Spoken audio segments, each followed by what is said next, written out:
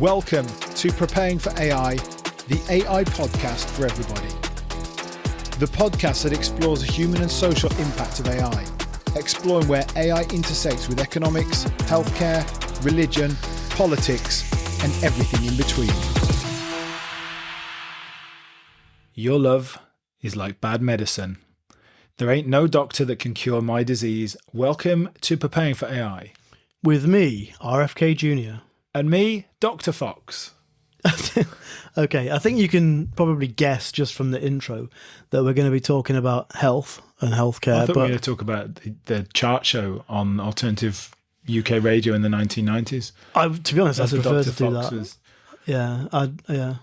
I reckon I'd be more My mate's knowledgeable. sister dated Dr. Fox in the late 90s. Anyway, for anyone younger than 40, this is a useless culture reference, but none of our listeners are, so it's all good. They'll all understand it. Yeah, so today we're going to talk about AI and health, and I think what I mean by that is AI and personal health. And this is a really cool, very interesting area where, like, I don't know if anybody's used AI already in this way, but a lot of people already use the internet to sort of ask questions about their health. And one of the cool things you can do with AI is you can ask it these kind of questions. Now, you have to be very careful, obviously, and I think it's a fair disclaimer to say at the very start of the episode, nothing that we're going to talk about today is advice. It's not health advice. We don't do financial advice. We don't do health advice. We don't do life advice. We're just a couple of dudes talking on a podcast. But it's a super interesting area. It's something that Matt, I'm Jimmy, by the way. It's something that Matt is... I'm Matt. He's Matt.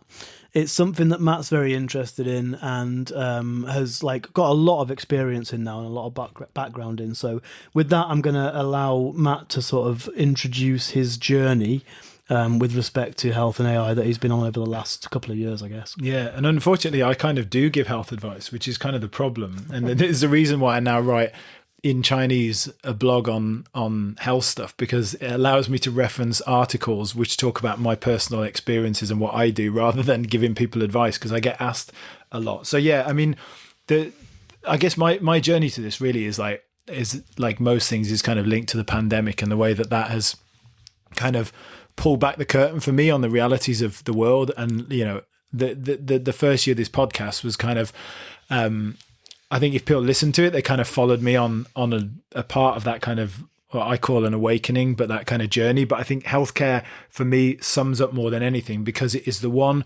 area where I think people expect kind of healthcare. Like, people understand that like capitalism and everything is about making money and people are manipulating the way the world works. But you kind of had this trust in healthcare that's slightly different, right?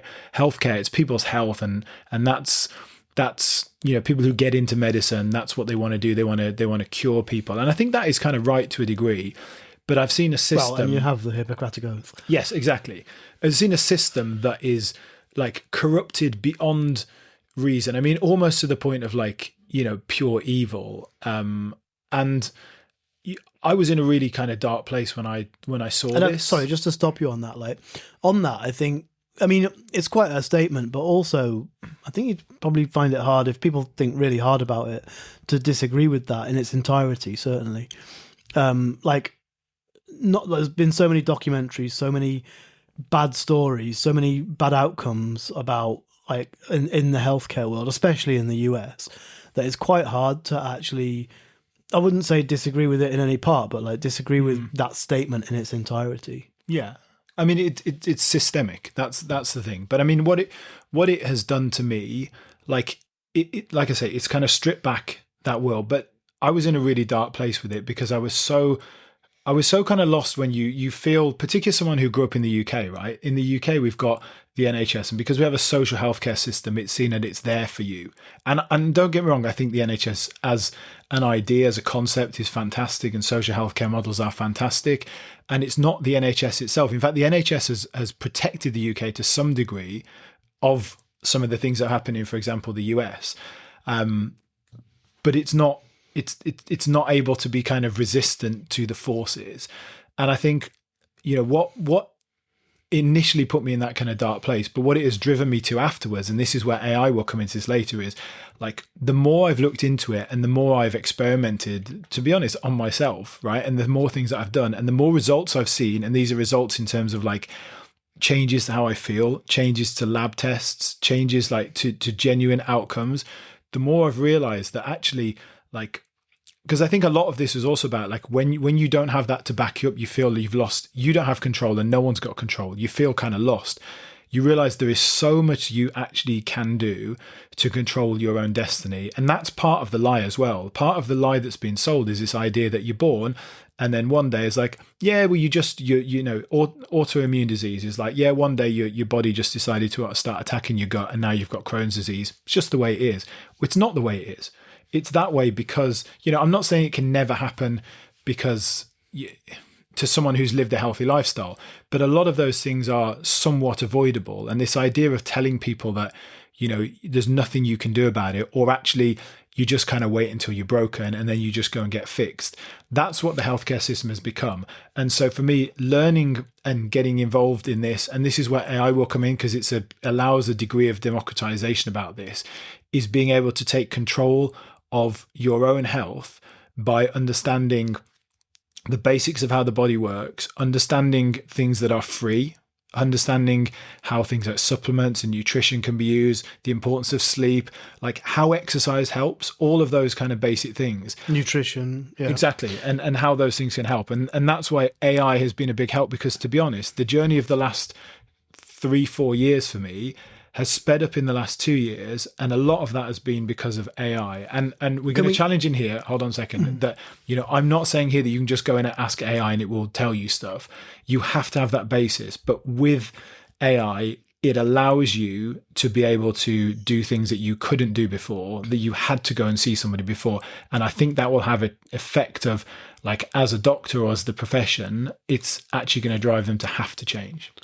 Can we just take a little step back a bit? So clearly what we're talking about, the overall theme is taking personal control and taking a bit of personal sort of, not just control, but I guess accountability. Yeah. Well, let's put it this way, because this is a phrase that we use a lot on the sort of channels and communities I'm part of in China, which is you are the first person responsible for your own health. Yeah. I think that for me sums this all up. It's the only person who is ultimately going to care about you, okay, your family, but is you. Yeah. And so I would expand that to say yours and your family's health is you are the main person responsible, not the system, not the NHS, not the insurance company, not whatever organization. You are the first person. Yeah, and that's very admirable. And actually, big picture wise, like, everybody should think like that, right? Like, I mean, irrespective of whether you know, healthcare organizations and pharma companies are evil and what motivations they have, irrespective of that, like, outside of all that,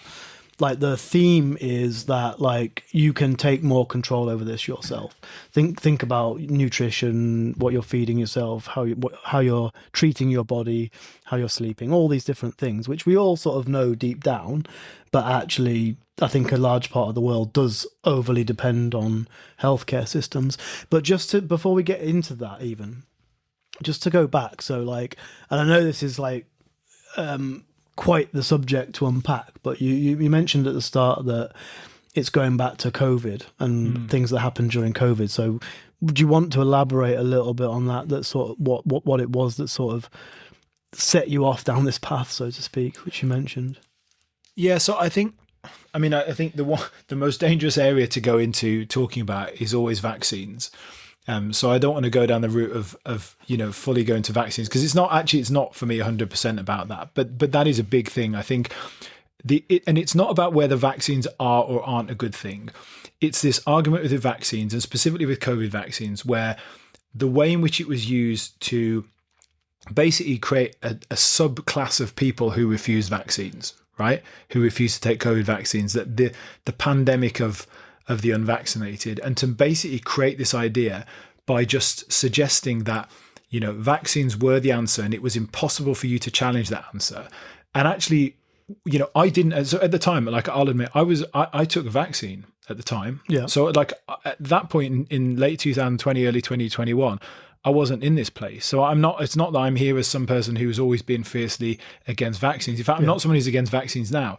But what I saw at that point was the way in which you basically saw this, well, you have to be vaccinated because we just got this blinkered view. That was the only way we were going to deal with anything. And all of these other things got dismissed, and not only got dismissed, but, because we as sort of public health can't trust people were not even allowed to make decisions, and not just normal people, but doctors were not allowed to do the things that they'd been allowed to do previously, which is, to be able to prescribe things off prescription. There were people seeing like amazing results with certain compounds who were basically shunted out of the system. And you're still seeing it now. You're seeing people who are having their licenses removed, not because of malpractice, but because they dared to prescribe or to provide a treatment, not that failed, that either worked or didn't do anything, but they didn't follow the narrative. And so you saw the way in which it was controlled, and you can only trace that back at some point to being, it's either about money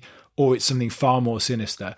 I choose not to believe the slightly more sinister argument, which is, the argument about whatever population control or just control over people. I choose to believe more of the kind of money argument. But I saw at that point the way in which, I guess, healthcare was not there for the good of people anymore.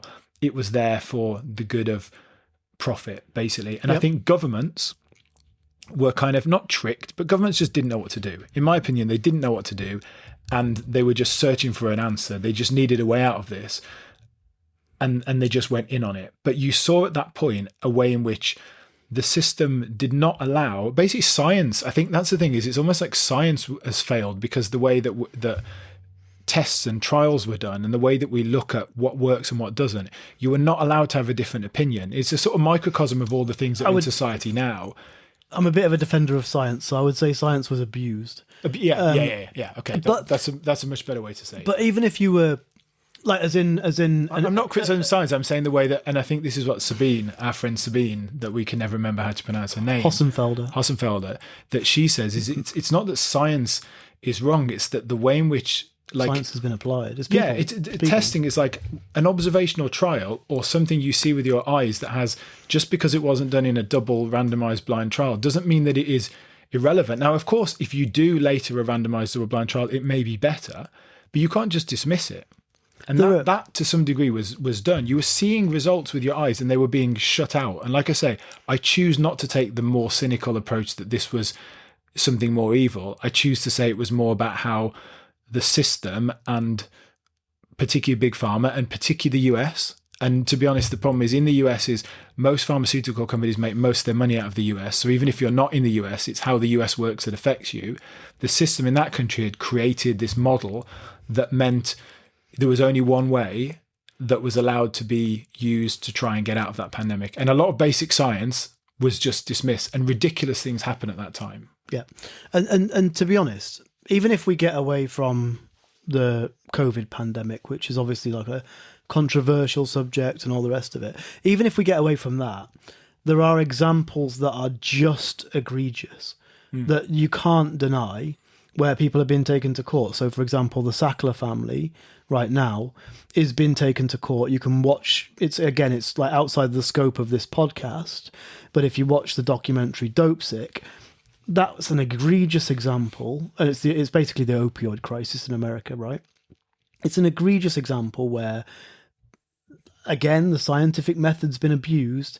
They had effectively salespeople who were going out and selling these opioid-based drugs. So OxyContin was the main culprit, to doctors, telling doctors that they should prescribe them as a pain medication, and then it resulted, I think, over like the period of about 7 to 10 years, it resulted in the opioid crisis, which is an absolutely horrendous situation where you've got doctors prescribing pain drugs to people, and then people getting hooked on these drugs, and they're some of the most addictive substances that you can take, basically in the heroin, related to the heroin family, the opioid family of drugs. Extremely, extremely addictive stuff that then people get hooked on, and then like ordinary people, a lot of the people that got hooked on these things, completely ordinary people, weren't druggies, weren't addicts in any way whatsoever, and then they end up hooked on opioids and having to try and find ways to come off them. Incredible amount of deaths, incredible amount of like suffering caused by it, incredible amount of cash generated for that family, like billions and billions of dollars, and the fines they had to pay at the point of the documentary was made was like an absolute peanuts compared to that. And so the reason I mention it is because, irrespective of what you think about COVID and vaccines and all the rest of it, there are other completely egregious examples where basically there is no doubt about it, like the system has either failed or the system's been bent out of shape. There are other examples as well. So I did have another example right at the top of my mind. I've got one if you go ahead. Okay, so this is in the US, so statins, right? Yes. Is that what he's, okay? So there's an example in the US where basically, I mean, this is not one surgery. This is a common thing, but I don't think it's just the US either. Yeah. But I know this example in the US is where basically clinics or hospitals or whatever the organization, I think they're usually called clinics, but they're not an individual clinic. It's like Cleveland Clinic or whatever, the big organization in the US. So are told basically you must prescribe a statin to anybody who comes in with a cholesterol level over X or whatever the rating is. Now the reason for that is twofold. The reason is, one, because that will reduce the risk of people dying of heart disease, right? Which is something that our, health insurance will pay out for. So we don't want them to pay out for that. Whereas if they die of something else, which is not in this list, we won't pay out for it. It has the added benefit of the person being, on statins for the rest of their life, which brings in a steady income stream. The thing that I'm not arguing here is like statins will help some people and will help them live a longer life. The statistics actually show like the average is like months rather than years, but it does add something on. So I'm not arguing with that. The problem with this is if your cholesterol is over a certain level and you're prescribed a statin, if there's 100 people prescribed a statin, I would say based on the research I've done, maybe 40%, maybe 30% of those people really need that statin. The other 60% of people are being prescribed the statin because they've hit a certain level, but actually they're not at risk. So there are two issues there. They then have to keep taking that statin, which costs them money. Even if it's just through the insurance, it pushes up insurance premiums. There are also side effects of statins, right? So they live with those side effects. Now you can kind of argue, well, they're kind of doing the right thing. But the problem here is they're not doing the right thing because there is plenty of evidence that suggests that cholesterol score on its own is not sufficient. And actually you can do a couple of other tests. So for example, with cholesterol, you can look at the size of the cholesterol particles, right? So if your low density lipids are over a certain amount, but actually you check and they're not kind of fluffy and they're not easy to break up, actually, the evidence is that you're not at an increased risk, but that's not done. And the reason it's not done, like I said, is because on the one hand, it helps to protect the insurance company from having to pay out on a cause of death, which, most critical illness, death insurance will insure on. The second thing is it will keep people on that drug for a long period of time. So it's not sort of an inherently evil trying to kind of kill people, but it is a really good example of how just the system has created this model. And of course, if you're that clinic, you have to do it because if you don't, you're not going to make money because your whole model is based on that. Now in Possibly the UK, worse than that. In the UK, for example, statins are overprescribed probably because they use the same diagnosis. However, there's a difference in that the NHS kind of works the opposite way. And I would argue in the UK quite often underprescribes things because they try and save money. So like you sometimes have the opposite problem, but the way in which those companies are trying to do it is very much kind of creating, an over-reliance on a drug which is not needed. And there are lifestyle choices which are not suggested. Yeah, and that's a big thing, right? Is that maybe the first line of defense might be better to say, go away, try and lose a bit of weight, try and do some exercise, try and eat more healthily, try and cut salt out. There's a whole bunch of different things that you could suggest, which we all know might be effective against higher levels of cholesterol, have been proven to be effective. And, if you try and do that and either you haven't got the willpower or it's a genetic thing or something else, maybe you come back in 6 months' time and then you get popped on the statin. Yeah. But you have a preventive healthcare model instead of a reactive one. This is a purely reactive model. Yeah. You don't have a test in the UK, a sort of checkup or whatever until you're in your 40s. And at that point, it's, very basic. You get your blood pressure checked and you get a few things sampled on your blood. If you really wanted to try and prevent stuff, from when people are in their 30s, you could do a more advanced set of tests and labs which would identify things earlier and would allow you to treat them earlier and to stop them getting to that point. And for a country, that would save you money. Do you know what it makes me? It wouldn't. Do you know what it makes me think of? For a big pharma company, it's a weird tangent, a weird example, and I don't know if you've seen the film, so forgive me if you haven't. But have you seen the film The Island? Yes. Yeah. So in that, the clones that are grown in vats that are there to like replace people's organs, they're very closely monitored. And it's like if you've got a little bit of cholesterol or you've like your pee shows that you've got a certain elevated hormone, then you go to the breakfast counter and you're not given that extra rasher of bacon and all the rest of it. Like this is not like that complex. The reason I quote this is because like these clones in this film, dystopian version, but but these clones in this film are like, they belong to somebody who's going to like someday give them a liver or a transplant or whatever. And forgive me for people who haven't seen the film. It is worth watching, by the way. I thought you meant Love Island, actually, but but the reason I use it as an example is because like it's a really clear example of like how we have a lot of the answers to these things. We know the answers to a lot of these things. We know the answers. We know that there are preventative measures you can take that are on a lifestyle basis. But the healthcare system doesn't take that into consideration. It's just, you come in, you've got a thing, you get prescribed a thing for the thing. Most of the time. Now, don't get me wrong. Like there is advice, there is recommendations, all the rest of it. But once you get to the point where you've got cholesterol over a certain level, it's just like it's a binary yes, no, you need the statin, you don't need the statin. It feels like that. Yeah. I think people are basically told it's not like you have a choice, it's you will take this statin. Yeah, and that's which is amazing, but it's kind of like that. That's what I was going to ask. Is I'm more familiar with the UK system. In the US system, what would happen if you went to the doctors and they said you need to take the statin? You're on the insurance, well, that's and you said I'm not going to take. It depends if you have an insurance, but that's the problem, and actually that's interestingly that's a problem actually with the testing model that I said is the argument against that. You doing this kind of yearly checkup, would be, well, actually if you identify something earlier, and I remember having this conversation with my dad and saying, well, there are some things when you're my age you don't want to know about because you won't be able to go on holiday because you won't be able to get travel insurance once you've got that result. When you say know about, because that then goes on record. It doesn't necessarily go on record, but you've got to answer a question, right? And who does the test, and is it in the system? Digital IDs are coming soon, so then everything will be linked to that, won't it? So, but yeah, I mean, in an insurance-based system, absolutely, I think that's the problem. If you've got a life insurance policy and you don't take the statin, do you forfeit? I don't know. I don't think the answer to this is like absolute, but do you forfeit it?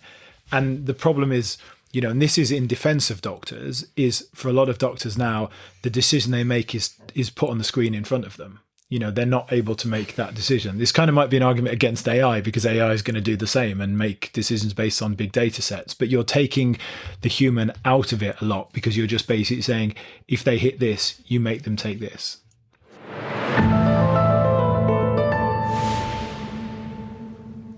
So kind of, this is a really huge subject, and I think we could spend hours and do a two-parter and all the rest of it. But I guess in the interest of time in the podcast and maintaining sanity, so in terms of like where you went next, so where does this fit in with kind of like you taking a bit of control over your personal health and how you're using AI to support that? So yeah, I mean that's where AI comes into this. Is that I think a lot of this stuff. So the basics of it, like the way I kind of deem this is there is like a ding is the name of this three-legged vessel in China, right? It's like a big bronze three-legged vessel, and I remember someone talking about the three legs of it. They were talking about something else and how if one of these legs collapses, so if something has three legs, one of them collapses, basically it falls down, right? Whereas if it's got four legs, me then, yeah. So basically health is the same, right? And the three legs of the ding are nutrition, exercise, and sleep. Right? For me, that's the three. And I started out, if you'd asked me, What about TikTok? well, that's what collapses it. That's the chainsaw that cuts through all three of them. So if you'd asked me a few years ago, I'd have said like, oh, well, exercise is most important, maybe what you eat, and then sleep. Now I would say sleep is number one. Honestly, for health, Really? I think sleep is number one. Absolutely. Why is that? So if you don't sleep well for like 1 or 2 days, you can literally start hallucinating. You can't focus on things. You can't do things properly. You think of how much that impact that has and how quickly that has an impact, right? If you think about how your body regenerates and does things like autophagy, which is where it renews its cells, mitophagy, which is where it renews mitochondria, like a lot of those things happen in states of rest. Right? You can do a fast and lie down for 20 days and that will do it. But like sleep is where your body recharges, right? You can go for a few days without doing exercise. You can go for a few days you can go for a week without eating. You can go for a week without exercising. You can't go for a week without drinking water. No, you can't. No. But you go for a week without sleeping, you'll be dead. That's true. I mean, I don't want to go too far off the track. other example I would have probably given with that is that I feel like if you don't sleep properly, it probably knocks everything else out as well. Like I can't imagine that I would have the discipline to eat healthily in the modern world if I don't do any exercise. If I don't sleep well, but like if you don't sleep well, you're probably not going to do the other ones. Anyway, look, man, I think it's a coin toss, to be honest, between them. But my point here was like sleep is the one that's underestimated. But I think you've got those three as a kind of fundamentals, right? I'm buggered then.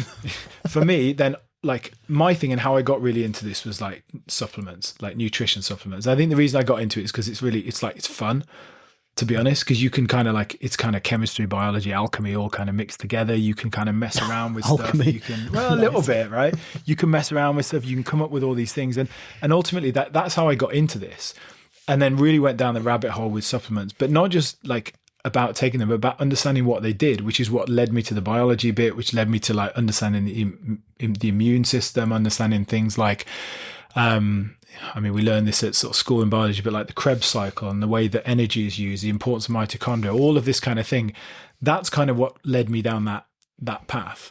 But I think what I've come back to is that understanding that it's really kind of unsexy, but that those three things, nutrition, sleep, and exercise, are the three kind of fundamentals. And then you add stuff on top of that. So if you want to be someone who's in like reasonably good health, you've got to nail those three things down. And then on top of that, you can add all the other stuff. I think it's probably like 90%, or actually, no, I think it's probably like 60% those three. I would say 20%. And I don't like, these are just like, to be honest, these are just numbers I'm throwing out. I could have said 30%. But I'm going to say 20%. Yeah, you wouldn't do that though. Is mental health, right? Because I think that, and what I'm talking about here is physical. So like you could argue mental health on its own is like 100% or 90% or whatever. What I'm saying is mental health's effect on your physical health, I would argue, is probably equal to those three kind of fundamentals, because they work both ways. Like your physical health affects your mental health, but your mental health, like if you're in a state of anxiety, and I say this as someone who, had, diagnosed anxiety problems for like over a decade, took, antidepressants like SSRIs for a long, long time, don't take them anymore, and wouldn't probably ever take them again, because I now think there are better ways to deal with it. But I realized the effect that stuff had on my health, and things like, gaining weight, things like the effect on your gut microbiome, etc. But your mental health, like anxiety, drains your immune system like a COVID infection, basically. Like, and I say this to people all the time because I talk to a lot of people who have long COVID and have kind of post-COVID sequelae and have what? Sorry, you're gonna have to explain that. If we have to explain large language model every time. What? Sequelae. Right, yeah. So basically like long-term effects from COVID. So for example, they have a heart rate that is like regularly 120 ever since they had COVID, or how they have chronic fatigue syndrome, whatever. People who have had those kind of problems. And I see a lot of those people have anxiety and had anxiety before or had anxiety afterwards, and the effect that has on their mental health. And other people who have anxiety around getting sick and are sick much more than people who don't have anxiety around it. Like, this is observational, but you can see in front of you the effect that people who have, poor mental health has on their physical health. So I'd say that's another 20%. And then that gives you, if that gives you 80%, which I'm saying, but I'm saying like, I like 20% this, 20% that is just my estimation. You've then got maybe 20% on top of that, which is everything else, right? And everything else might be taking nutritional supplements. It might be meditation. It might be red light therapy. It might be grounding. It might be, putting metal probes on your head and shocking your brain. It might be using a vagus nerve stimulation device, whatever. You've got 20% of room on top of that. But all of those things, I would argue, other than mental health and sleep, are basically, so you've got, from my estimation, you've got sort of 60% of the stuff is basically in your control. So I would argue that mental health, it's not completely out of your control, but it's very difficult. It's very difficult to control your mental health. You can do it, but it takes a lot of work. And sleep, again, you have some degree of control over it.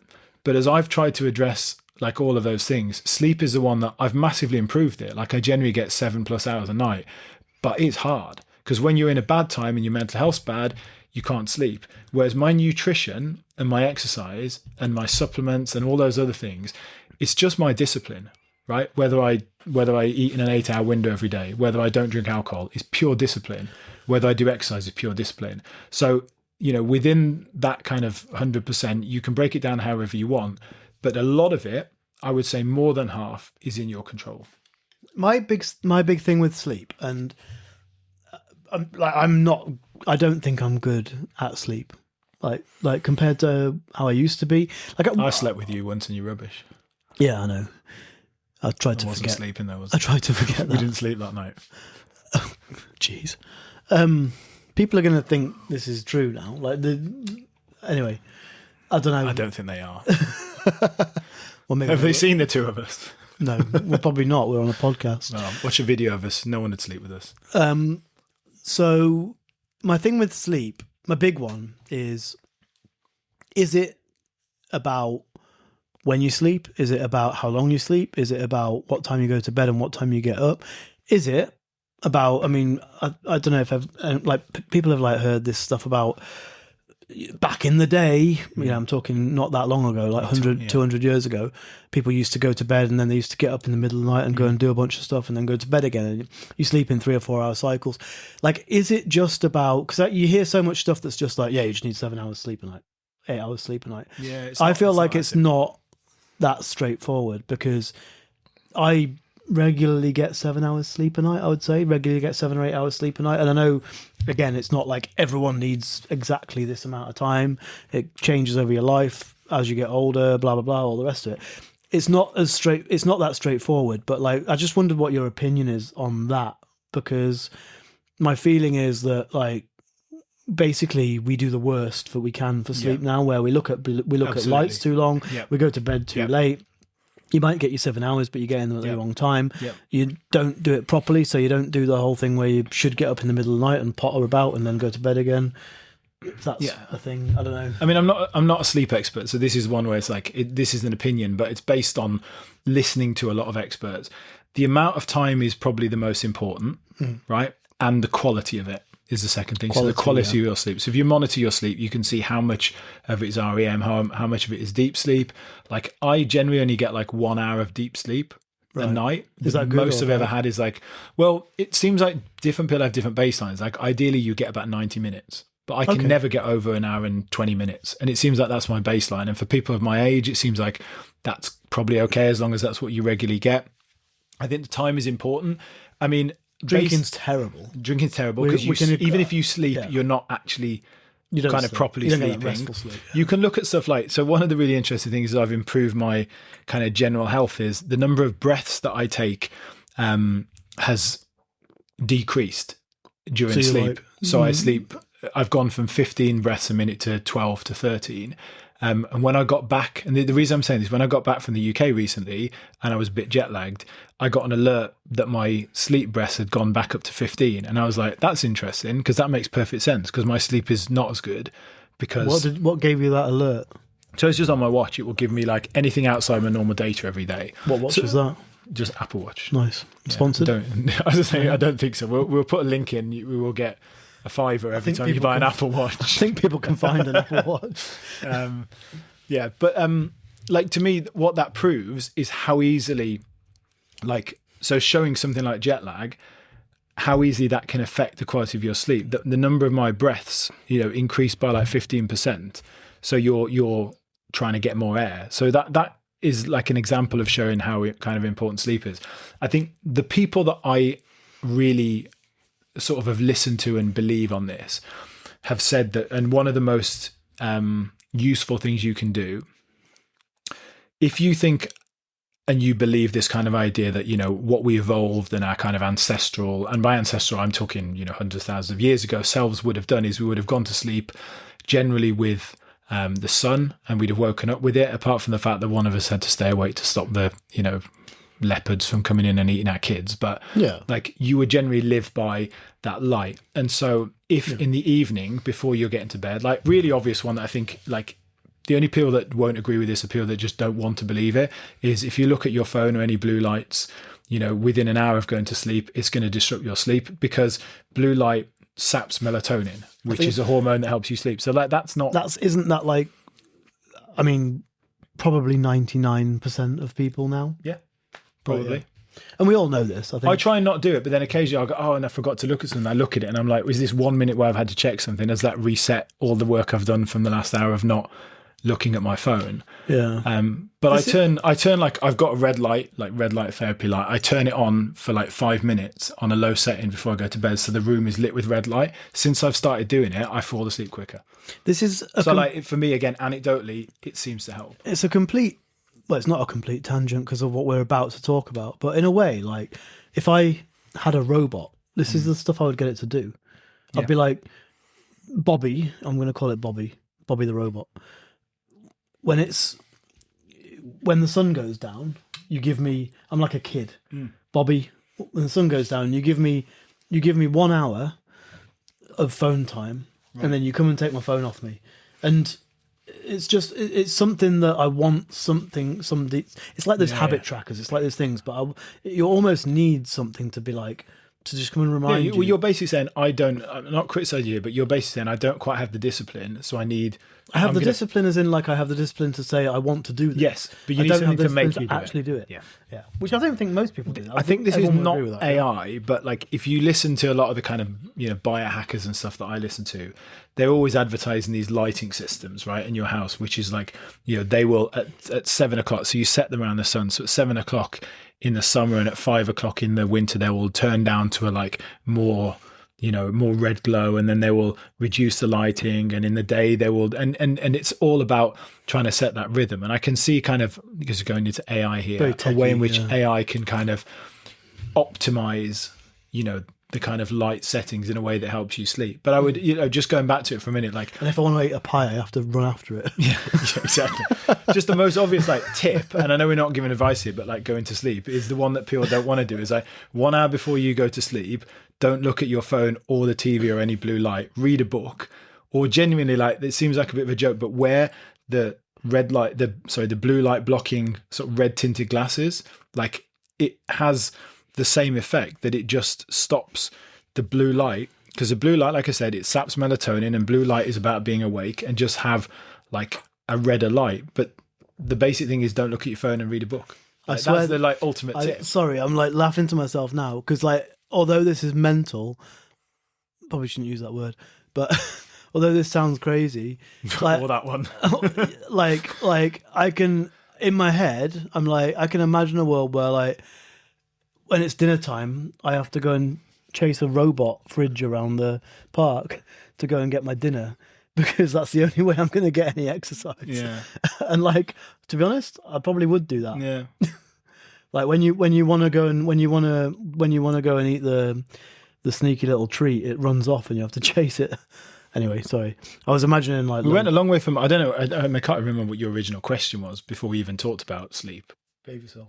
But let me just get back on track to your original question sort of 15 minutes ago, which was like how I used AI on top of this. So that's where I was talking about, like, if you've got the 60% and then you've got the 80% mental health, you've got 20% on top of that.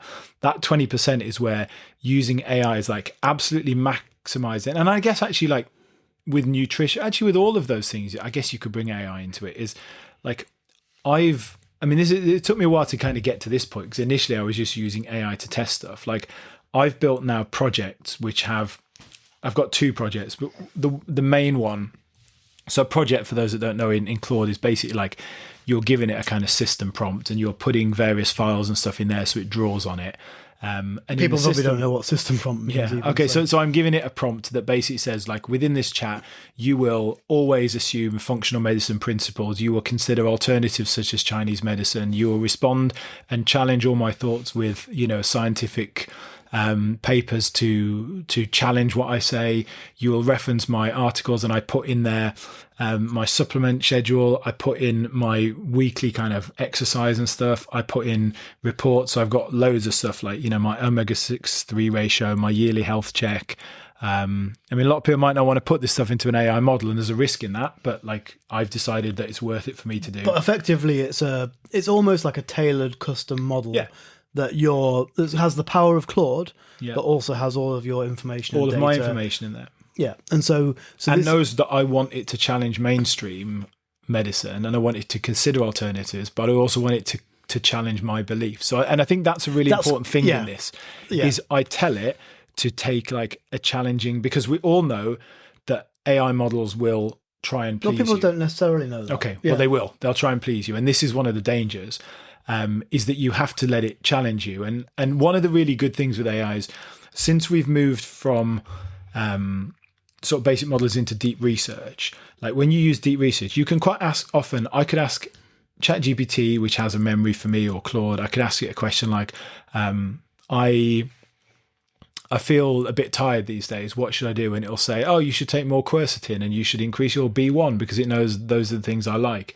And then I'm like, are you just telling me those because that's what I want to hear? And it says, well, no, not completely, but I do know that you like this, blah, blah, blah. So I think you need to understand that it's doing that. So for me, one of the most important things to do is to put in there, like, to tell it to sort of challenge my conceptions and to offer alternatives. So for most people in the kind of mainstream, you'd be saying like, can you consider Chinese medicine and, sort of traditional Indian medicines and functional medicine theories and practices?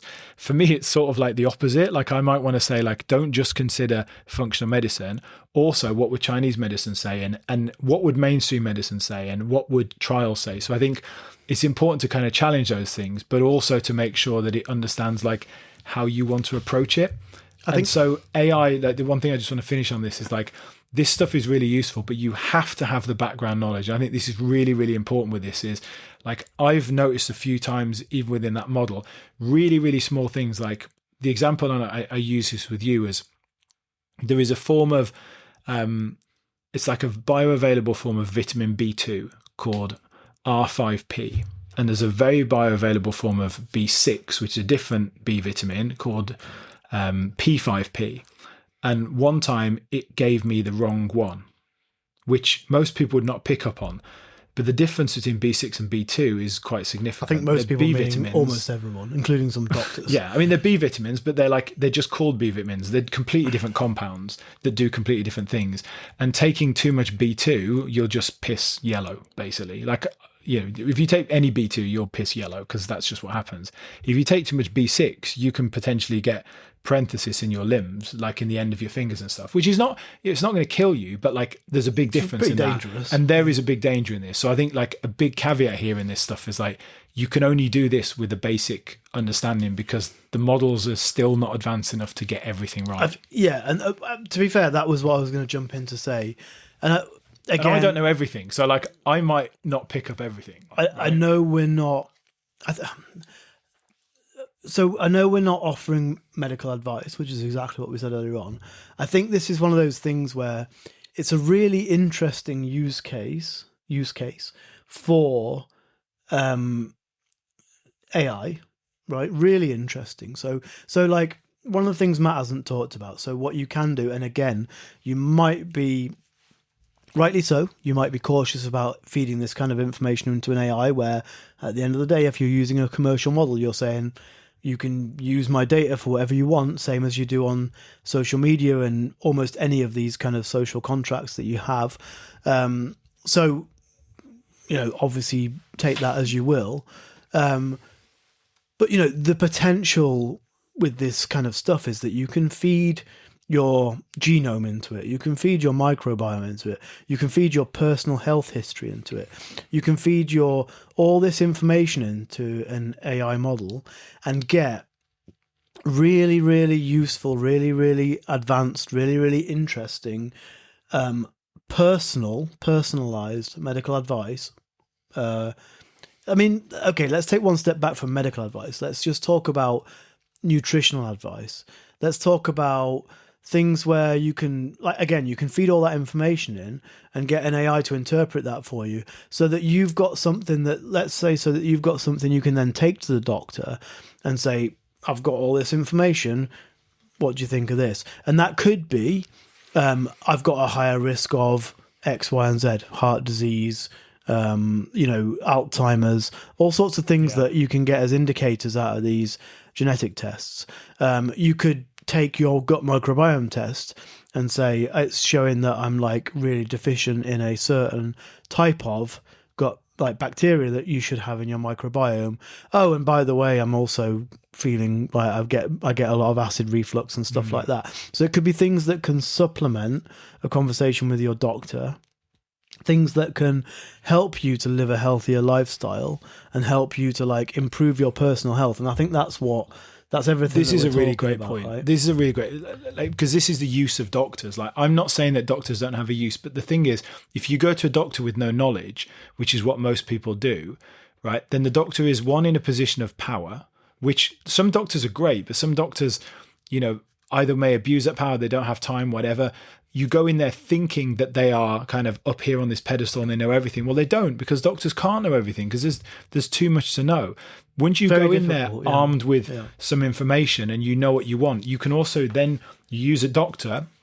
And again, I shout out to Dr. Gilbert Xie in Beijing, who we interviewed on an episode last year, who talked about how like there is enough information now that he was saying he needs to not be arrogant, be humble enough to know that people will know more than him about certain areas, but what they need him to do is help them to interpret that information. So stuff that Jimmy's just used, a great example, gut microbiome analysis, right? Go and get one done.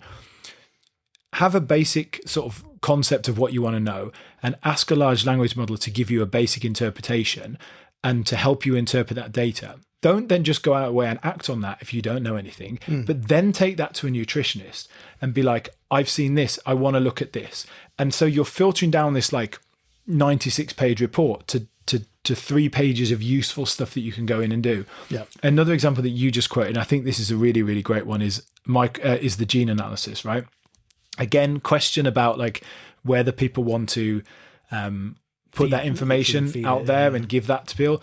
I'm quite comfortable with doing it in China because I think, well, in China, I'm pretty sure, they swabbed me during the zero COVID years every single day. I'm pretty sure they've got my DNA. My concern will be far more about insurance companies, using that data in the future. Well, I won't be in China at that point if it happens. But anyway, I use that information. It gives you like literally the report is so big, you can't put it into any large language model to interpret because it's just too big. Even for Google, it's too big. But what you can do with it, like I know I want to look at particular things like what's called HLA, which basically will help you to understand how your body, for example, presents antigens against things like viruses, right? So I can look at my breakdown and then I can ask a model then to say, okay, this one, I want you to look at this profile and I'm concerned about risks of autoimmune disease, heart disease, and this. What does this tell me? I'm pretty comfortable and confident that the frontier models now, with that specific a question, can give me accurate information. And there is a leap of faith to some degree there, but I'm pretty confident that that is the kind of thing that AI can do pretty well. Also, I can say, what is the gene that I need to know whether my body can, efficiently methylate folate, and it will tell you. And you can then go to your report and click, into a section and search for that genome. If it has got that in your report, because it doesn't give you every single one, you can then get the result, put it in and say, is this an abnormality or not? And it can tell you, do I have a problem with processing choline? These are, I'm getting these examples because these are things that I've done, and you can ask it, which one should I look for? And it'll give you 5. These all helped you to understand choline. You go into your report, you find them out. Without AI, you would have zero chance of doing that. You would have to be an expert. So 2 years ago, with that report, I could look at it, try and make a bit of sense of it. And the only thing I could do is read through, loads and loads of reports and scientific papers and try and work out a bit. Effectively try and become a doctor, yeah. Exactly. Try and become a doctor. Now, what AI enables me to do is, with enough background knowledge, is to pull certain bits out and say, how do I find this? And it can talk me through it. It doesn't mean it's no work. You can't just chuck it in and be like, interpret this and tell me what I need to do. But you can do half the work. If you're willing to and you're interested enough, it gives you enough that you can do that. That would have cost me hundreds and hundreds of pounds to go and see somebody. Now, I'm confident that with my baseline knowledge and a frontier model and a decent prompt, I can interpret everything in that report. Yeah. And you know what? Like, I think the stuff we've talked about today, some of the things that Matt's talked about are really advanced. Like, I don't know some of the words that he's using and all the rest of it. Like, the overall point is that we're moving into a world where, and I think a lot of people have done this. So if you chat with a few people, I think you'll find that, like, people who are using large language models, people will have said to GPT, what do you think about this? Have I got this? Explained their symptoms. Yeah. Well, Dr. Google was already a thing, right? That was already a thing, right? Exactly. So let me just say, Dr. Google, the problem was Dr. Google, inevitably, you put in, my heart hurts, you think you're having a heart attack. Actually, the advantage to AI is, like, by giving a bit more detail, you can be given a range of options and a bit more information, and it is more helpful. And that's still not perfect, but it's better. Yeah. And that's what I was about to say. Like, that's what I'm hoping that we're moving towards. I don't think the stuff that Matt's talking about is for everybody. Like, because Matt's effectively taking a really serious personal interest in it to the point where he's writing a blog about it. And so he's become very knowledgeable himself about all these things, and then he's using an AI as well to supplement that knowledge, and then he's going and researching it, spending a lot of time on it. I think that what I hope that's happening is that we're moving to a world where doctors in general are becoming more and more, like, accepting of using AI as another tool, like another tool to their belt, another whatever it is. And I'm sure that is happening. But B, like, these things are becoming more hybrid, where it would be great to see. It would be great to see, like, an approved kind of health AI model where you could actually, instead of everything having a disclaimer on it, you could actually go to a model and it would offer you advice and always say, speak to a doctor before this, that, and the other. But if what you're asking is, I've got a cholesterol level of 7 point whatever, and what are my options, and it can come back to you and say, well, and have an honest conversation with you, and effectively, because AIs can do this now. I guarantee AIs can do this now, where it can just say to you, your choices are, given your age, you can reduce, like, what's your diet like right now? And you can go and say, okay, I eat takeaways 5 nights a week and do this, that, and the other. And it can just come back to you and say, okay, if you can reduce the amount of takeaways you eat to 2 nights a week, and you can eat these things, and you can reduce your salt intake and do this, then you can probably, over time, if you do that consistently, reduce your, this is all, like, advice you can get anywhere online. But this is the sort of thing that, like, might be a good intervention before getting to the point where you're, like, really on your knees and too fat and overweight and basically been like, you need to go on statins, because that's the kind of thing we're talking about, right?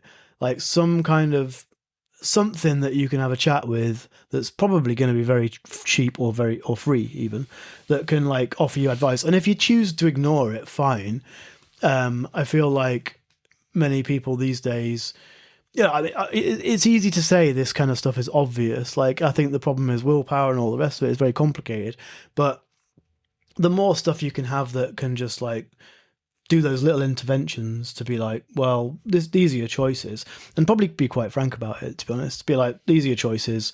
If you do this, it'll probably extend your life by X number of years, and it'll reduce your cholesterol and mean that you won't have a heart attack. Or you can leave it, and then you're probably going to end up on statins. or you can do nothing at all, and then you're probably gonna have a heart attack and live 10 years less. Which is but do that in a personalized way. Yeah. I want to. I mean, I do want to talk about the dangers, because I think this episode has to talk about dangers, because there's a big one here, on the future of kind of healthcare and AI. But before we do that, I just want to, like, a few really simple solutions and ways that this is really easy. Like, if you want to, for example, the hot thing that I noticed was back in the UK the other week is protein. And it's weird because, like, I've just got into trying to eat more protein, and I don't measure it, like, I don't count it, but I'm consciously trying to eat like between sort of 1.2, 1.4 grams of protein per kilogram now. And I wanted to sort of estimate per kilogram of your body of my weight. body weight. Yeah. So just estimate how to do that. So if you're like 100 kilos, 1 kilogram. Yeah. So it's basically like, okay, not 1 kilogram, 100 grams. Oh, sorry. Yeah. So I was like working out, okay, in the morning, like, I usually eat 2 eggs. Well, I'll up that to 3 eggs, and I eat some nuts every day. And I like, okay, so I usually eat this yogurt, how much more, like, how much would that roughly be? Oh, that's 46 grams. Okay, what would I need to do to increase it to this? Well, you could do this. I eat fish 3 times a week. What about this? Well, if you eat this and this, it's like eat a chicken breast, every night. Okay. Look, basically, like, it will, but this is where it's really good, is like, you can just feed in, like, well, I do this already and I want to do this. Then what could I do? Oh, well, what about if I did this instead? And you can just help yourself kind of get to that. Like, I don't want to be in the point where I'm counting every day as like, I'm only 129 grams, right? I just want to be like, I'm roughly in the zone. Yeah. So that's really easy to do with AI in a way that, yeah, maybe you could have done that by finding an article or watching a video on YouTube, but it's really empowering. And I think that's the kind of thing, again, where it's like, I don't think there's an issue with trusting an AI model in that. Like, that they can tell you very easily and very accurately. Well, you can't overdose on protein either. But roughly how much protein it is. Of course, it just depends on the size of a chicken breast, right? Yeah, it depends on how good the chicken breast is. And of course, you should have like an organic and grass-fed chicken. And of course, grass-fed meat is going to be slightly different from another meat. But like, you can be in the ballpark. It's like, okay, well, if I eat like a few nuts in the afternoon and I have a yogurt in the morning, then I'll be in the ballpark. So it's a really good way, I think, of kind of doing it. You sound so middle class. Upper middle class, I would say. Yeah, well, I am here. If I move back to the UK, I'll instantly be poor again. But a few nuts in the afternoon, yogurt in the morning. I mean, the thing is, I do make my own yogurt. I think you need more organic. I do make my own yogurt and have nuts in the afternoon. You got chickens running around outside as well. I buy them from an organic farm on the outskirts of Beijing. Yeah. I mean, all this stuff is charming. True. But all our listeners are middle class people in their 40s. So I'm trying to, but I want to get. Apart from more. Jonathan, he's upper class. I don't know where Jonathan's from. And Ed from the US. Yeah, I think. Yeah, shout out to Ed, because we're sorry we're doing this kind of episode, but we did the news one. So but we're not going to stop doing hopefully you like that. Yeah. Anyway, I was going to give another example. Like, this is, again, like maybe a bit of a too specific example for me, but this shows, like, with a bit of knowledge, what you can do. So actually, this is like really, really specific. There we go. Maybe I'm not going to do it because it's too specific. No, go for it. We're 57 minutes in. All right, People need something really. If anyone's made it to 57 minutes something really specific, and whatever seconds we're on, 45 to be specific, yeah, then they're going to listen to this. Yeah, they're going to finish out the episode. So if you have a supplement protocol, or maybe you have an exercise protocol, right? So you could put in, and this is where the kind of prompt is important. Like, what are your goals? What are the things that are important to you? What are the, what are your priorities? Like, So for example, it's like, I'm a 42-year-old male. There's a history of heart disease in my family. I'm slightly overweight at this height, this weight. It's a bit personal. It's not me. I'm in great shape. I know, but oh yeah. You need to listen to this example. And I am also concerned about my brain health or mitochondrial health or whatever, and give it a bit of information about your lifestyle. It's like, I try and spend like a bit of time in the sun every day. I walk to work, which is like 2 kilometers every day. I do this much exercise a week. And here is like the supplements that I take. Here is my general diet, and like, give it a load of information, and then ask it to give you, like, what I tend to do is like ask it to give me a numerical rating for all of this stuff. So give it feedback, but give me a numerical rating as well. And the reason I asked for numerical rating, I'll say in a minute, but give me kind of feedback on this stuff around these goals. It's really important with this kind of thing, again, to be like putting in like a sort of challenge that I want you to not only challenge like where there are risks involved, but also like challenge me for where there are like, what would you say, like a kind of overlap, right? So if you're like, you know, if you're sleeping well already, it's like, well, you don't need to do this if you're sleeping well. So give you all the times it optimize. The reason I said to give you a numerical rating is because for that numerical rating, like helps you to identify, okay, if I'm like, do you know what? I want to cut 5 things out of this. You can just draw a line through it, right? And be like, I'm going to drop the 5 that are below the line. Mm-hmm. I'm not saying that the numerical rating is accurate in terms of like, if it gives it a 9 out of 10 is like, well, it genuinely is a 9 out of 10. Yeah, but it's going to take, but it gives you burgers every day. But it gives you a ranking. Like if so for an example, like, and I did this and I gave it supplements, and it gave me a ranking of like, there were several things it told me to drop, and it wasn't because they didn't have any effect. It was like, because if you're taking this and this antioxidant and then you're taking this and this one, like you might be gaining like 0.1% benefit for this because you're already taking this, right? So it's not telling you that on its own like it's not useful, but it's telling you like what you can drop. Because I think one of the things that I'm always trying to do is I start out with a point, like this might sound like reverse, but for me, it's like I start out by trying to do everything to get myself into good shape and be like, okay, what are the things that actually like I don't need to do? And then try and kind of drop stuff out. But my point with this is like, the more information that you give specifically about like, what are you doing? What are your goals? Like, what are you willing to spend? What are you willing to sacrifice, etc. And give all that information, and then just get it to give you a load of options and get it to rate everything that you're doing. It allows you to kind of prioritize the things that you're doing, because I think for most people it's like you know there's 100 things that you should do, right? Yeah. I mean it's like the thing, which of like is the one big trying thing. to cut pollutants out, or maybe not the one thing, but it's like for me it's like I'm happy to do 20 things, but I can't do 25. You know, it's like cutting those things out. And I think this again is where AI, like the amount of research you'd need to do without AI, and of course when it tells you to do something and you've got a list of 20 things, well, then go and do some reading on them, right? Don't take AI as like the definitive answer. If it tells you to take, you know, if it tells you to take more vitamin B2, at that point you need to go and find out what vitamin B2 is. But you don't need to know everything beforehand. I think for most people as a starting point is like, give you a load of stuff. And then when you've got 20 things, go and research those 20 things. And then decide, maybe you're like, actually, I just don't believe this. I don't think the evidence is there. But otherwise you're starting off with like too much stuff. You're starting off with like a million things that are being thrown at you all the time, and like, this is the new miracle cure. That's the other thing, is that there's no miracle cure, right?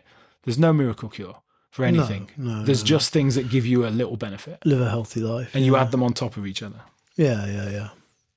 And most of it is just like, it's the same old thing, which is why, I mean, I made those silly jokes earlier on, but I guess the reason why people pay for a personal trainer is not because they don't know what weights they need to lift. It's because they need to be made to do it effectively. You know, most of the time people have somebody there to shout at them to lift the thing up. It's not like, after a point, it's not because you need to learn the right technique. It's because you want someone there to tell you to do it. True, but I also think with like, given the specific example, because it's probably the thing that I know the most about and that I'm asked the most about, is like supplements.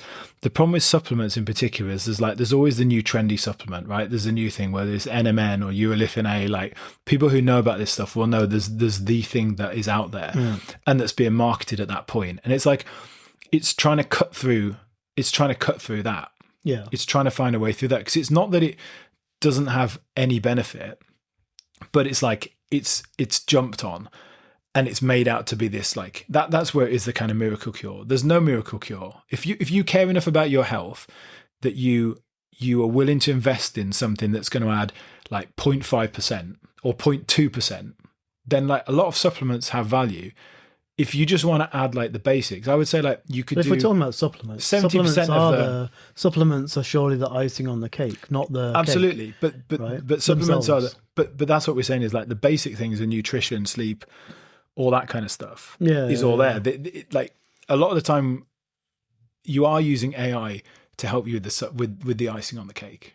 Oh yeah, because it's the complicated stuff. Because it's the complicated stuff. I don't need to ask AI how many hours sleep I need Yeah. tonight. I need to just go to sleep and stop talking to AI. But you're probably, and this is, I'm saying this as someone who takes like 30 supplements every day. 70% of the benefit is probably from the top 5. Yeah. And the other 30% of the benefit is from the other 25. But AI will help you to find that 5%. But the thing is, there aren't, like people say to me, is like, well, if I just take 5 supplements, which ones? You're like, well, what do you want to do? What's your lifestyle like? How much time do you spend in the sun? What's your diet like? Do you have any health problems? It's like, that's the kind of thing that putting that stuff into AI, like it can help you with that. It's not going to give you the perfect answer, but it gives you enough of an answer to then go away and research.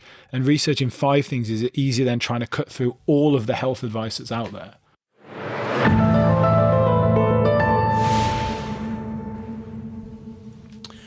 So that's all well and good. But I think we probably do have to talk about the dangers a little bit here, right?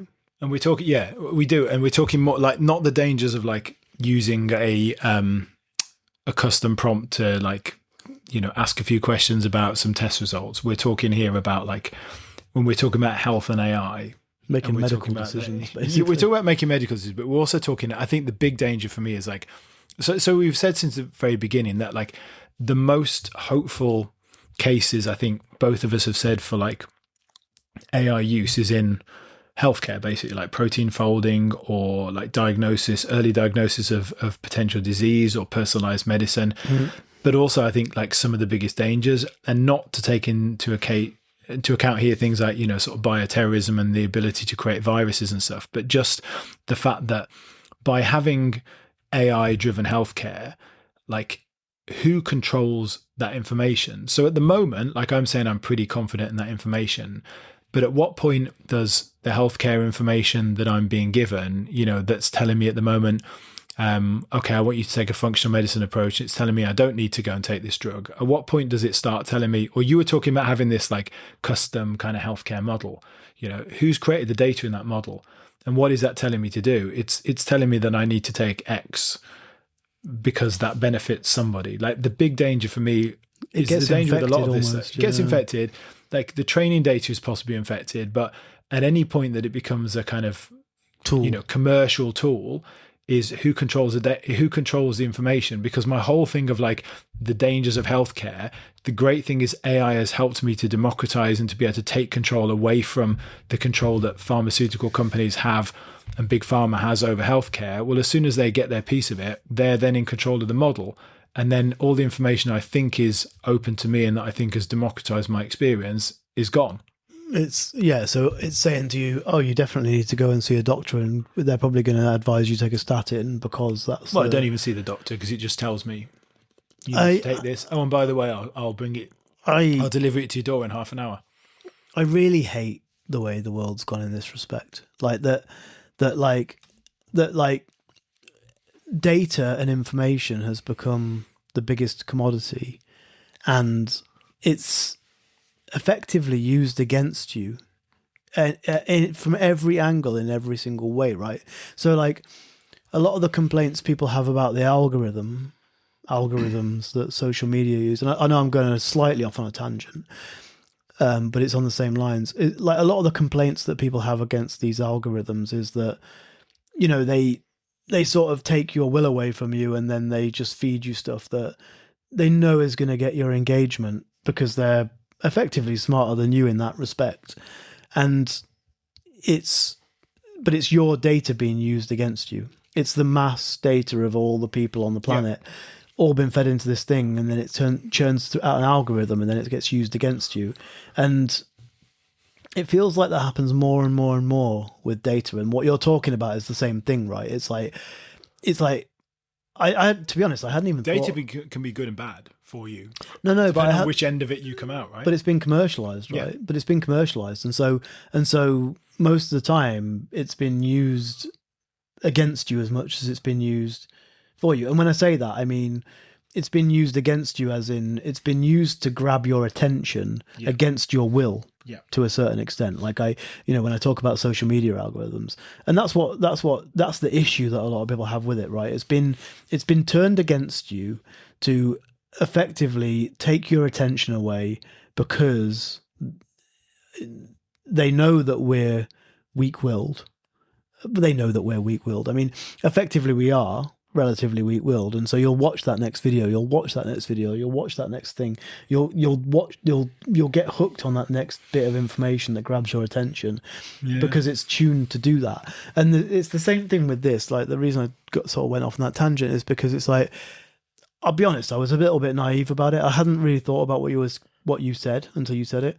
But it obviously is going to get used in that way. Like, the commercialization of this is going to be those big pharmaceutical companies that have vested interest. And the thing is, they'll mask it and hide it. So even if you don't know, in the same way that you don't know right now that your doctor's actually, in quotes, secretly working for the pharma company, which he isn't, or she isn't, but they've been manipulated. Well, all the supplements I take, ChatGPT, Claude might be sponsored by Life Extension supplements, and they might be funding the model to tell me I should take more choline and more vitamin D. But I hate this. I really hate it. This, let me give you. I hadn't thought of this as well for this episode, but let me think of. There's an example here. So in the summer when my parents were over in China, and I think this is brilliant. Like, I think this thing is brilliant. I think it's an amazing concept that, like, all of this stuff is fraught with the same dangers. But let me explain. So in China, there are two companies mainly, Meituan and Jingdong, and both of them have a kind of healthcare thing. You can get a test to your door. So you get a little kit. It's like the swab that you would have done during sort of zero COVID or whatever COVID restrictions in your country were. You swab your nose and throat. You put it into a tube. You scan the barcode on the app, and you basically give it to the driver. Within 3 hours of you booking the service, you get the result back. You can choose between either 12 or 16 common respiratory infections, right? So you pay more if you get 16, presumably. You pay more if you get 16. It's testing. Yeah. It's testing. It's basically a PCR test. I know, some people think PCR test is bullshit. We're not going to get into that in this episode, but it works. There are questions around whether it like multiplies dead virus particles that are irrelevant. But anyway, you get a result from it. The more expensive one, you also get your CT reading, so you can see how many copies of the virus there are, so you can see how big your load is. Anyway, one of my family members had the test done, and my dad had a cough for like a week. I was like, look, why don't you just get this done? We can see what you've got. So he did it. It came back with three things, two of which are basically things that are like, a few of the test results are basically bacterias that you probably most people always have in their body. It's just whether they become unbalanced or not. Yep. And then one thing is a viral infection, and gives you a result of that viral infection. Now, like, he was fine. He won't mind me saying this. Like, he was fine. He doesn't need to have any treatment, but we're just like, well, you can check if it's bacterial, then you might need antibiotics. But then it comes up with, here's the results. Here's what you've got from my other family member. Here's the result. Here's what you've got. And then the other family member was like, okay, I want this medicine. You click on it, and it doesn't work for foreigners, but as a Chinese national, it will immediately then basically deliver that thing, because the result is essentially like the doctor's trusted, the prescription for the pharmacy. The pharmacy is by Meituan or Jingdong. We were sat in a restaurant at the time. Within 20 minutes, that medicine was delivered to us by a courier at the restaurant, right? So morning, you wake up, you order the test. Within 3 hours of test results back, it was back within about 2 hours. Within 30 minutes of that, so within 2.5 hours of calling for the result, calling for the test, you've got the test result and you've got the medicine. How do we know that she ever had, or he ever had, that infection and needed that medicine? Now, I do trust it, because it was a medicine that was like, £3, right? So it's not making a lot of money. But at what point does it just tell everybody that has it, well, you've got this thing and you need this thing that's £10, and it does that 1 million times? That's £10 million a day. Like, you can see how easy this system can manipulate. It's such a brilliant idea. It's such a brilliant idea. It's so powerful, and it's so easily abused. Okay. And it exists. But, right, okay. But so at the heart of that, though, and maybe this sounds mad to people who haven't read Big Pharma, how is that different to what's going on right now? It's not. Because that's literally how pharmaceutical companies work right now. Yeah, it's not. Pharmaceutical companies right now, okay, no, now I'm not saying they haven't got a good bone in their body. They obviously produce drugs. They obviously produce. They obviously do produce drugs that are effective against certain things. But there are definitely, again, let's go back to the opioid example that we talked about earlier on. I talked about earlier in the episode. That was definitely a case, and you can watch the documentary Dope Sick, which is a fantastic dramatization of how it all worked. But effectively, that was, we need to sell a load of stuff to to patients via doctors. Yeah. And it was exactly the mechanism you're talking about, where probably none of the people that ever took OxyContin ever should have taken it. So it's not worse, but my point here is that this thing, so allowing you to do the test at your door, right, is freeing Very me. convenient, But it's convenient, but it's also freeing me, because the reason I do it is more like, so that, again, like, I'm obsessive about this, right? But it's about, like, I like to have a record, so I like to track things. So if I had an infection, I'd like to track it 3 times to see the CT score, to work out how my immune system's working. Because I'm like I said, at the moment, I'm basically using myself as an experiment because I want to understand how a body works. What I'm saying is, at the moment, this thing democratizes the process for me and allows me to be able to find that information without going to a hospital or a doctor's to do this test. I don't have to go anywhere. I don't have to leave my apartment. Right? And then I can get the medicine. And what I'm saying is, this thing that has democratized it, which is, and it is AI, because it's an AI algorithm that is matching up the diagnosis and then with the medication that you can choose and saying how much do you need it, etc., is this thing that has democratized it. If that's in the grips of Big Pharma, the democratization has been taken away. It's not that it's any worse, but it's taken away my ability to have control myself, because it's taken me straight back into the system. I can see how it's very open to abuse, but other than buying all the testing equipment and having it, there is no way around. Yeah, I mean, that is the answer. And I know a guy who has a PCR test machine. They cost here about £2,000. He's got one at home, and he does all his testing at home. And people think he's a nutcase, but actually he's like, well, he's got complete control of it, because apart from the fact you could say, well, they're sending him a bottle of, the whatever it's called, a funky bottle of mix, stuff, exactly, that's going to give you this result. He's got some control over it. Like, that's maybe that's the answer. Maybe AI allows you to just have the diagnostic kit at home, again, yourself. But even then, you've got the question of, well, who's set the algorithm in the diagnostic software? Yeah, and I think that's maybe a little bit too far down the rabbit hole. Like, the stuff in China is super convenient, I'll admit, and actually, to be honest, a lot of it makes a lot of sense. Like, if you're feeling weak and frail and not top of the world, like, the last thing you want to do is necessarily go to a place with lots of ill people. Well, so even if you're okay, if you go to that place, the most likely place to get ill is in a hospital, of course. or a waiting room for a doctor's clinic. Absolutely, you effectively, if you've got the flu, everyone says isolate is like the best advice. Isolate for yourself and for other people's benefit. Yeah. And if the first thing you have to do is go to a place with lots of people, that's not very sensible, obviously. So like, in that sense, it makes a lot of sense. I think, obviously, you don't want to go too far down the rabbit hole in terms of, like, Big Pharma controlling all this, that, and the other. But I think overall, in terms of the theme of the episode, it is, like, AI has got huge potential in health and personal health and commercial health as well. It's got huge potential in terms of helping doctors to be able to make more quickly analyze results and make more accurate diagnoses.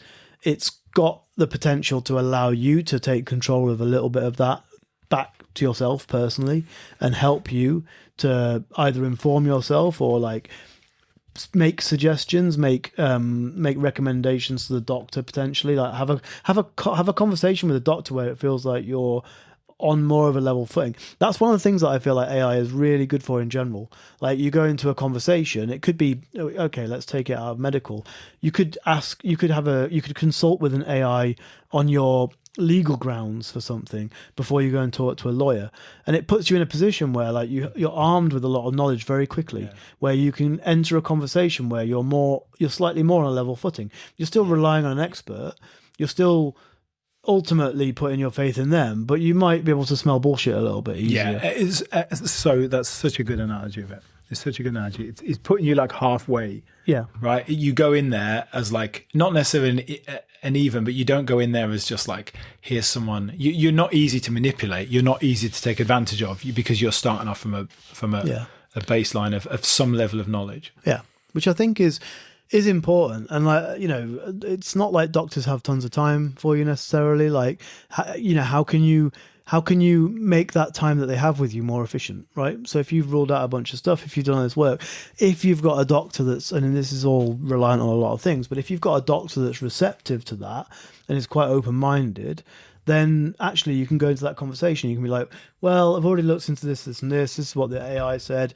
You know, it might rule out a whole bunch of stuff really quickly in that 30 minutes that you get or 15 minutes that you get in that consultation, so that you're actually being way more efficient with that time, because time is really valuable with all these kinds of like professionals, right? Yeah.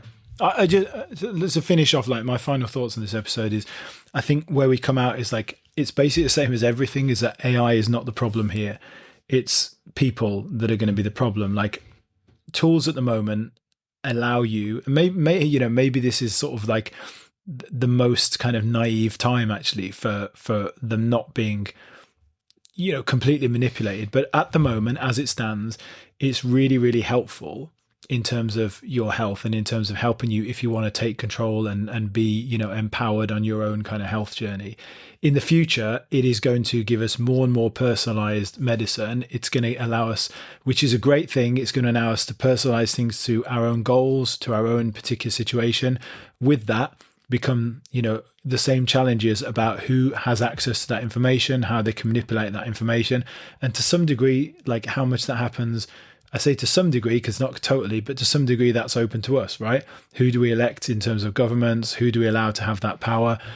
I'm not naive enough to think that we have control of all of it, but I also don't think it's so hopeless to think that, you know, none of it is in our control. But we need to be very, very careful, and we need to make sure that, you know, as much as possible, it is a force for good, and that it's not something that just becomes another tool to exploit people with.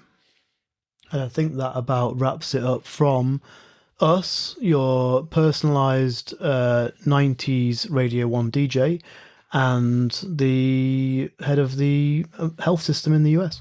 Yeah. Who, by the way, I'm a big fan of. Dr. Vox. Yeah, both of them. RFK as well. Controversial opinion there, but he's got some controversial opinions that I don't agree with, but I think his crusade is being done for the right reasons, and so I'll accept a few wacky ideas on the way if he manages to shake things up. He plays some good tunes as well. He does, yeah. Doctor Fox, give me the news. Oh, no, I meant RFK. Oh.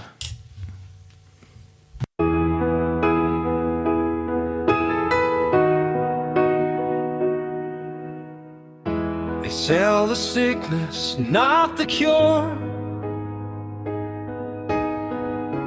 Wrap it up in something pure.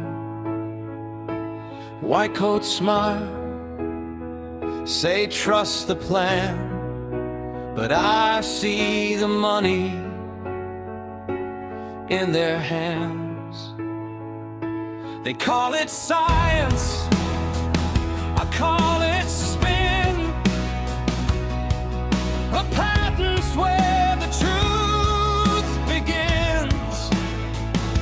They build the walls, they draw the lines, while nature's healing all the time. You can't buy what the body knows, you can't patent how a garden grows. So I'll take the reins, I'll take the fall, 'cause no one's saving me at all. I own my health, I breathe, I fight. No pill can steal my inner light. No corporate god, no TV scare can make me trust they really care. I'll heal in truth, I'll stand alone. Health freedom means I'm on my own, and I'm proud to say that's the way I'll stay.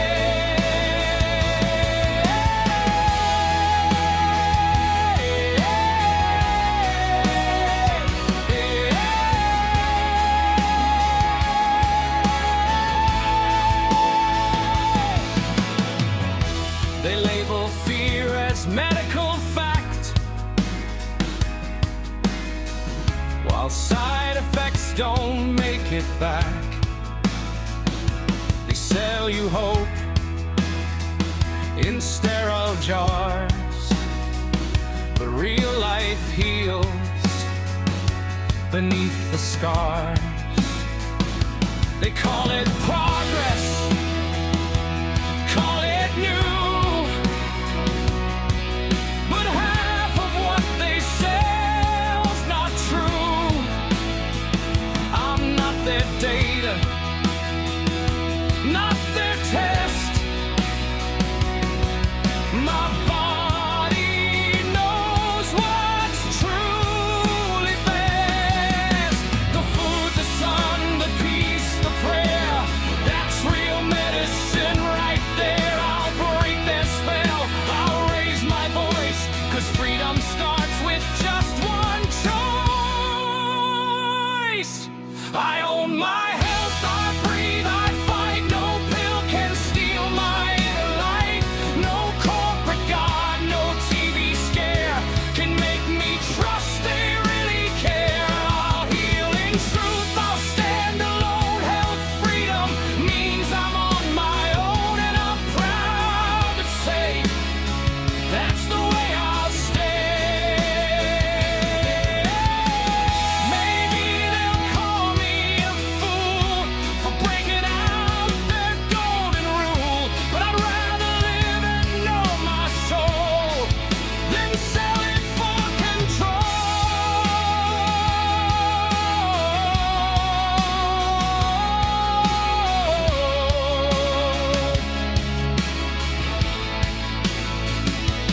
I own my health, my heart, my mind. The truth's not theirs, it's what I find. No fear, no change, no bought applause. Just me and nature's living laws. I'll heal in truth.